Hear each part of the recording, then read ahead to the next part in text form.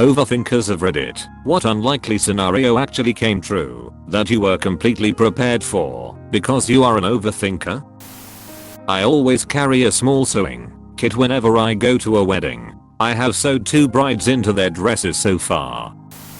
My boyfriend, who has zero history of seizures, narrowly escaped dying from one because my overthinking led me to break into his house when he didn't answer the phone. My overthinking had begun a few nights prior. He mentioned that he bit his tongue in his sleep and woke up with a bloody pillow and sore mouth, but he had no memory of it happening.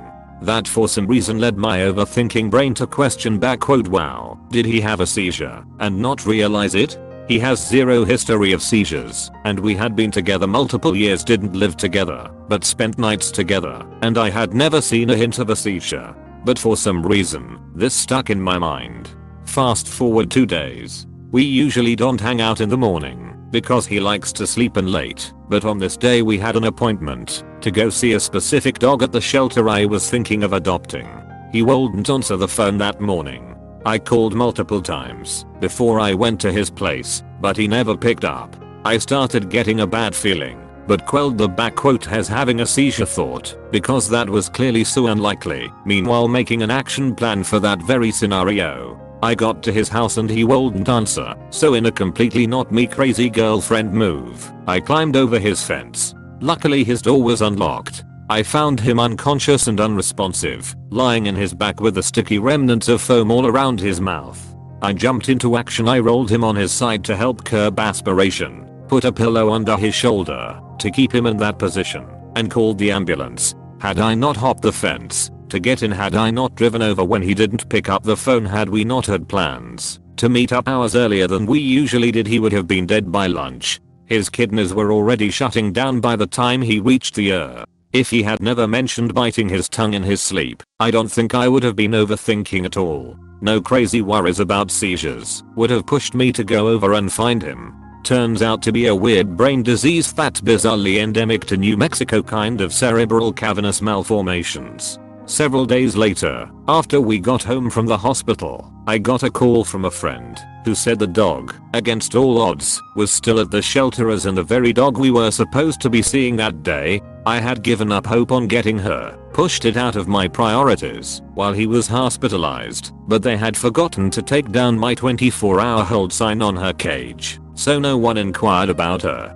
She's now our miracle dog and is the sweetest animal I've ever owned. My boyfriend wouldn't be alive today if we hadn't made an appointment to meet her.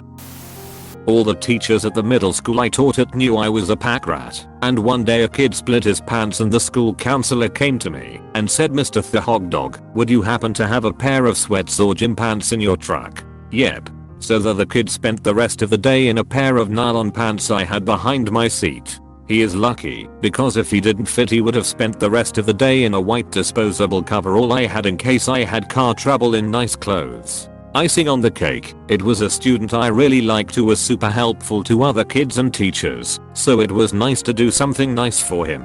I also carried a Swiss Army brand soft side briefcase, yard sale fine stuffed, and it had a few of each size of battery. One day Phil Necro and 2 Braves players were there for an assembly, and Phil's mic battery was dying. So I sprinted upstairs to my classroom, grabbed a 9V from my bag, then basically rolled across the panel and switched out his battery and got back to the PA, avoiding getting on TV news cameras. Was at one of those trampoline parks with my kid when I look over and see several of the workers attending to an elderly lady sitting on the floor. Turns out she'd taken a shot to the forehead somehow and was bleeding profusely. They were trying to help with paper towels. Well, I'd taken a free local stop the bleed class just in case, and since have kept supplies in my truck. Asked if they needed some gauze and a bandage, went and got it, and brought it back. I told the guy, "Now if one piece of gauze fills up," he interrupted, "take it off and put on a new one."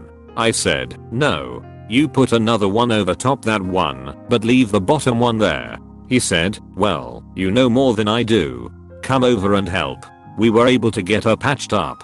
Edit. Thanks for all the karma. If anyone wants to take a 90-minute stop the bleed class, they're free and likely in your local area. Could save a life. Search for one here. Stay safe out there, guys.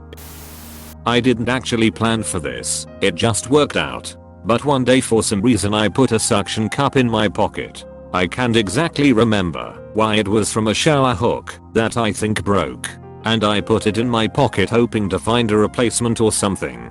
Later that day I was standing around with a few friends, and one friend was lamenting that his bumper was dented. He showed us and said, "I bet I could pop it right out if I had like a suction cup or something." I wordlessly pulled the suction cup out of my pocket and handed it to him. Everyone definitely thought I was creepy as hell. Not me, but my mother. Apparently at a party where my parents and their friends were playing board games, there was a realization that an hourglass was missing from one of the games they planned on playing. My mother proceeded to reach into her purse and pull out an hourglass she just so happened to bring, on the off chance they didn't have one. However, later in the night, when some drinks had been had, someone accidentally slammed a drink down, breaking my mother's hourglass. Without missing a beat, she reached into her purse and pulled out another hourglass. She knew the first one, being glass, might get broken, so she had a backup ready. When my son was still a baby, we had to take an 11-hour flight. As an overthinker, I brought at least 25 diapers for him to go through. He didn't need that many, but the mom sitting close to us was very grateful when she ran out of diapers not even halfway through the flight, and I gave her a few. I found a nickel-sized lump on my 15-month-old daughter's temple, freaked out, obsessed over it, researched it exhaustively, and concluded it was a dermoid cyst that had worn through the skull. I was told by a pediatrician that it was a bone bruise that would fix itself over the course of 3 to 6 months. No imaging was needed, and I shouldn't make an appointment at the children's hospital because it would resolve on its own. I got an X-ray done anyway and the radiologist confirmed every one of my suspicions, but the pediatrician still said to wait and see, because that's what you do with dermoid cysts, and it was definitely not through the skull despite what the radiologist said. Made an appointment at the hospital anyway, and the surgeon swore up and down that, although it was a dermoid cyst as it suspected, it would not be through the skull, since in all his years of practice it never had been. Well, guess what? It was through the skull, and it was pressing on the membrane between the skull and the brain, a hair's breadth from breaking the membrane, or pressing on the brain. A couple more weeks of waiting, and my daughter could have had seizures, a brain infection, lasting damage. I overthought it, and now she's a happy, healthy 3-year-old.